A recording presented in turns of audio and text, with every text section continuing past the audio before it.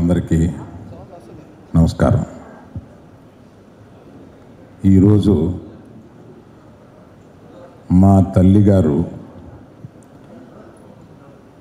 11వ రోజు ఇహలోకాలని వదిలి పరలోకాలకి ప్రయాణించే మొదటి రోజు.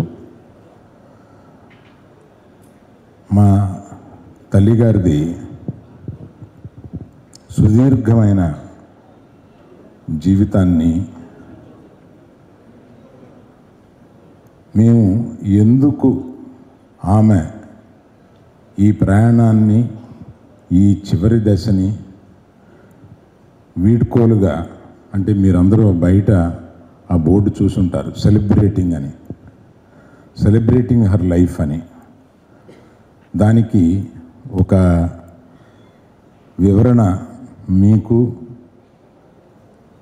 ప్రేక్షకులకి కూడా, దీన్ని చూసేవారందరికీ కూడా ఇవ్వాలని అనిపించింది. దానిని ఒక సెలబ్రేటింగ్ అని కానీ, ఒక సంతృప్తికరమైన వీడ్కోలుగా కానీ ఎందుకు మేము అలా అనుకున్నాము అని అంటే, మా తల్లిగారు చనిపోయినప్పుడు నేను కానీ, ఇతర మా చెల్లెళ్ళు, ఇతర కుటుంబంలో ఉన్నవారు అందరూ కానీ మొదట ఒక 1-2 అవర్స్ ఆ గ్రీఫ్ తప్పదు అందరికీ. ఆ ఉద్వేగం అది వచ్చి మా తల్లి మమ్మల్ని విడిచి వెళ్ళిపోయింది అనే ఒక బాధతోటి. కానీ ఒక 2 గంటల తర్వాత మేమందరం మా తల్లి ఈ జర్నీని, ఈ వీడ్కోల్ని మనం అందరం సంతోషంగా ఆమెని సాగనంపాలి పైలోకాలకి అని మేమందరం అనుకున్నాం. దానికి కారణం ఏంటంటే, మనకి తెలిసిన వాళ్ళల్లో, మనకి తెలిసిన ఎవరైనా సరే తెలిసిన వాళ్ళల్లో ఇటువంటి జీవితం అనుభవించి ఒక సుదీర్ఘమైన 94 సంవత్సరాలు బ్రతికి ఆమె లెగసీ అనగా ఆమె జీవితంలో ఆమె జీవించింది ఒక 1000 చిత్రాలు పైగా నటించిన ఒక స్టాల్వర్ట్, ఆయన నటుడితోటి ఆమె జీవితం సాగించింది. ఆ తర్వాత ఆమె కన్నవారిలో నేను, నా గురించి అంతగా మీకు తెలుసు కనుక నేను చెప్పుకోక్కర్లేదు. తర్వాత చిరంజీవి గారు ఒక స్టాల్వర్ట్, ఒక మెగాస్టార్, ఒక గొప్ప మానవతావాది. ఆయనని ఒక అల్లుడిగా పొందగలిగింది ఆవిడ. అల్లుడిగా ఆయనకి ఆమెకి ఉండే సంబంధం కూడా నేను మళ్ళీ చివరిలో చెప్తాను. అటువంటి చిరంజీవి గారు అల్లుడు. తర్వాత ఆమె సొంత మనవళ్ళు,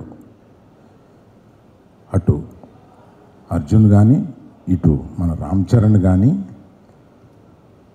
దేశ విదేశాల్లో ప్రఖ్యాతిగాంచిన ఒక నటులు.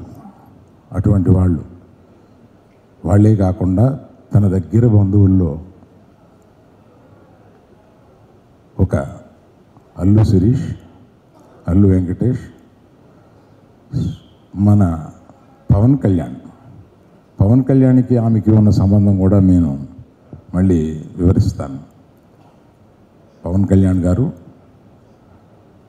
ఆ తర్వాత కుటుంబంలో అనేక మంది ఎంతో ఉన్నత స్థాయికి చేరిన అనేక మంది ఉన్నారు. అందులో మన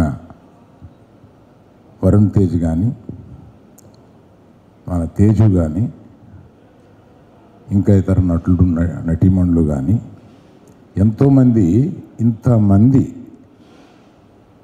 తన లైఫ్లో చూస్తూ ఒక ఆశ్చర్యకరమైన విషయం చెప్తాను. ఆమె మనవలు మనవరాళ్ళు కాకుండా ముని మనవలు మనవరాళ్ళు కలిపితే 12 మంది ఉన్నారు. 12 మంది ముని మనవలు మనవరాళ్ళు గ్రేట్ గ్రాండ్ చిల్డ్రన్లో 10 మంది ఆమె తుది ప్రయాణాన్ని అటెండ్ అవ్వగలిగారు. అటువంటి జీవితం కోటిలోనో 10 కోట్లలోనో ఒకరికి ఉంటుంది.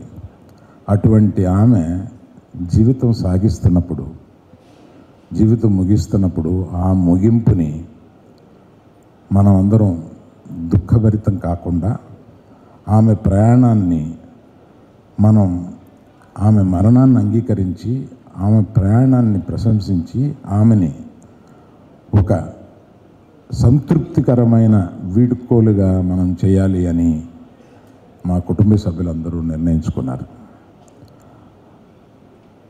ఎందుకు ఆమెని సెలబ్రేట్ చేస్తున్నామో ఆమె లైఫ్ని, ఆమె తుది ప్రయాణాన్ని అనేది మీకు చెప్పాలని అనిపించింది. అది కాకుండా 16 ఏళ్ల బాలిక పాలకొల్లులో రాట్నం ఉడుకుతుంటే అల్లు రామలింగి అనే యువకుడు ఆమెను చూశాడు. చూసి ఆమెను పెళ్లి చేసుకోవాలని తల్లిదండ్రులని వాళ్ళ తల్లిదండ్రుల దగ్గరికి పంపించి ఆమెను పెళ్లి చేసుకోవాలని అడిగిన సందర్భంతో స్టార్ట్ అయింది వాళ్ళది.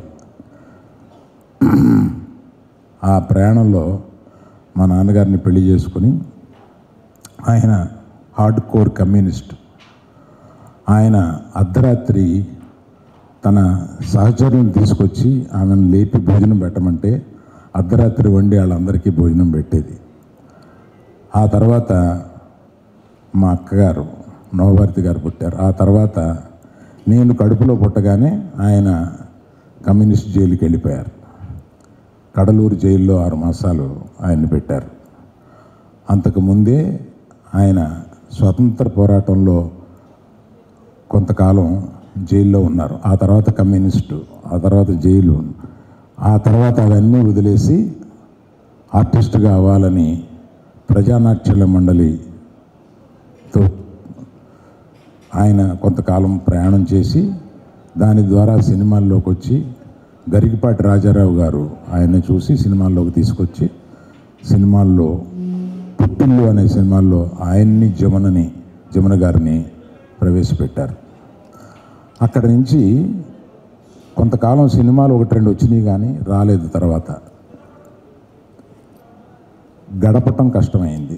ఆ గడపటం కష్టమైన ఆ దినాల్లో మా అమ్మగారు ఎంత కష్టపడేవారో ఆ తర్వాత మాకు ఒక్కోసారి చెప్పినప్పుడు చాలా బాధగా ఉండేది. కానీ ఆ కష్టాలన్నీ ఆవిడ తట్టుకొని, ఆయన తట్టుకొని ఇక్కడ ఉండి నిలబడి మూగ మనసు సినిమా తర్వాత ఆయనకు ఒక చిన్న స్టార్డమ్ లాంటిది వచ్చి అక్కడ నుంచి ప్రయాణం సాగించారు. అటువంటి మా తల్లిగారు ఇటువంటి ప్రయాణం సాగించిన వారి చరిత్రని బ్రీఫ్గా మీకు చెబుదాం. ఎక్కువ కొంతకాలం తర్వాత నేను మొట్టమొదట నాకు పెళ్ళయిన తర్వాత 25 సంవత్సరాల పాటు నా భార్య, మా అమ్మ, నాన్న, మేము అందరం కలిసి ఉండేవాళ్ళం 10 సంవత్సరాల పాటు. ఆ తర్వాత అప్పుడు చాలా అన్యోన్యంగా ఉండేవాళ్ళు. మా అమ్మగారి దగ్గర కానీ మా కుటుంబ సభ్యుల దగ్గర కానీ ఆ సాన్నిహిత్యం గురించి నేను ఎక్కువ ఇక్కడ విడిగా చెప్పే సందర్భం కాదు కాబట్టి చెప్పటం లేదు.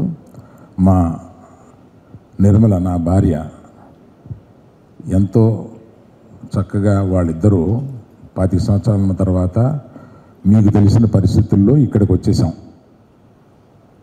హైదరాబాద్, మద్రాసు నుంచి. మా నాన్నగారు రాలేదు.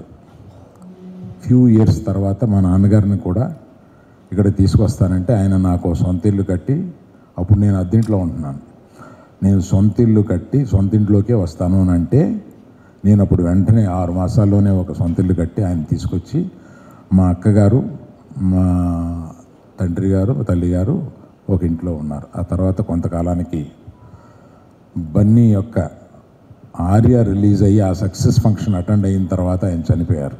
అంటే మనవడి సక్సెస్ కూడా చూసిన తర్వాత ఆయన చనిపోయారు. ఆయన చనిపోయిన తర్వాత మా అమ్మ అక్క ఒంటరిగా ఉన్నారు. మా అమ్మగారు చాలా ఇండిపెండెంట్ మనిషి. ఆమె మా ఇంటికి రమ్మన్నా, మా చెల్లెలు వాళ్ళ ఇంటికి రమ్మన్నా నేను ఎక్కడ ఉండను, నేను విడిగానే ఉంటాను అంటే నాకు పెద్దవాళ్ళు అయ్యారు కదా అని భయం వేసి మా చెల్లెలు వసంతలక్ష్మి భర్త డాక్టర్ వెంకటేశ్వరరావు గారు ఒక డాక్టర్ పక్కనే ఒక స్థలం దొరికితే తీసుకొని అందులో ఒక ఇల్లు కట్టి మళ్ళీ వాళ్ళని అక్కడ పెట్టాను. ఒక వికెట్ గేట్ ఒకటే డాక్టర్ గారికి వీళ్ళకి మధ్యలో ఉంటుందన్నమాట. అట్లా ప్రొటెక్ట్ చేసుకుంటూ చాలా కాలం, అంటే రాత్రుళ్ళు నా ఫోను పగల దొరకదేమో కానీ రాత్రుళ్ళు దొరుకుద్ది. రాత్రి 10 నుంచి పొద్దున్న 6 వరకు ఎప్పుడు చేసినా ఏంటంటే తల్లిదండ్రులు ఎప్పుడు ఏ అవసరం ఉంటుందో, ఏ ఎమర్జెన్సీ ఉంటుందో అని ఇప్పుడు ఆన్ చేసుకుని నైటు పెద్ద వాల్యూమ్ పెట్టుకుని పడుకునేవాడిని.